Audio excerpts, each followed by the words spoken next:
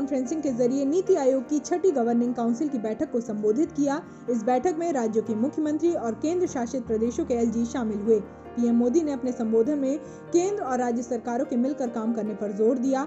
इस बैठक में लद्दाख पहली बार शामिल हुआ। साथ ही पश्चिम बंगाल की मुख्यमंत्री ममता बनर्जी और पंजाब के मुख्यमंत्री कैप्टन अमरिंदर सिंह बैठक में शामिल नहीं हुए।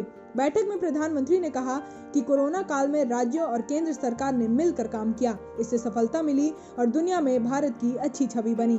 उन्होंने कहा कि कोऑपरेटिव फेडरलिज्म को और अधिक सार्थक बनाना होगा। विकास की स्पर्धा निरंतर चलती रही, देश को आगे कैसे बढ़ाना है, इसको लेकर हमने पहले भी चर्चा की है और आज फिर हम ये कर रहे हैं।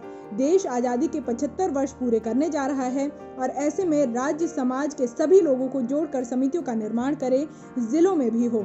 पीएम मोदी ने केंद्र सरकार की योजनाएं गिनाते हुए कहा कि 2014 के बाद से गरीबों के जीवन में बदलाव आया है। उन्होंने कहा कि पक्के घरों के निर्माण का काम भी अच्छा चल रहा है।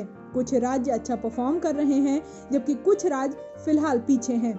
2 करोड़ 40 लाख से अधिक घर बनाए जा चुके हैं। वहीं बजट पर हर तरफ से अच्छा रिस्पांस आया है। उसने जता दिया है कि मूड ऑफ द नेशन क्या है। प्रधानमंत्री नरेंद्र मोदी ने प्राइवेट सेक्टर पर भी जोर दिया। उन्होंने कहा कि देश का प्राइवेट सेक्टर विकास यात्रा में साथ आ रहा है। हमें प्राइवेट सेक्टर की ऊर्जा का सम्मान करना है और उसे आत्मनिर्भर भारत में अवसर भी देना है। आत्मनिर्भर भारत में सभी को अपनी क्षमताएं दिखाने का अवसर मिलेगा। पीएम मोदी ने कहा कि केंद्र और राज्यों के बीच तालमेल बेहद जरूरी है। हमारे यहाँ कोस्टल स्टेट भी हैं, यहाँ सीमित अवसर हैं। हमारे कोस्टल स्टेट इसके लिए स्पेशल इनिशिएटिव लें। केंद्र सरकार ने पीएलआई स्कीम शुरू की, राज्यों को इस स्कीम का लाभ लेना चाहिए। इस बार के बजट में इंफ्रास्ट्रक्चर पर काफी फोकस किया गया था। राज्य और केंद्र मिलकर प्लानिंग करें। जिला, राज्य और केंद्र साथ मिलकर काम करते हैं तो परिणाम अच्छे आते हैं। खेती पर भी प्रधानमंत्री नरेंद्र मोदी बोले। उन्होंने कहा कि कृषि प्रधान देश कहे जाने के बाद भी हम 65 से 70 हजार करोड़ रुपए का खाद्य तेल हम बाहर से लाते हैं। ये हम बंद कर सकते हैं और ये पैसा हमारे किसानों के खाते में जा सकता है।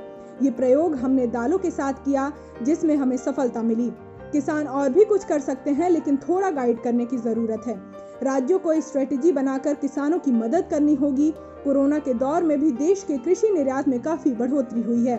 हाल ही में हमें ऐसे कई रिफॉर्म कृषि के क्षेत्र में किए हैं जो सरकार का दखल कम करते हैं। ओएसपी के जरिए युवाओं को कहीं से भी काम करने की सुविधा मिली है। पीएम मोदी ने कहा कि वर्क फ्रॉम होम के जरिए काफी अच्छा काम चल रहा है।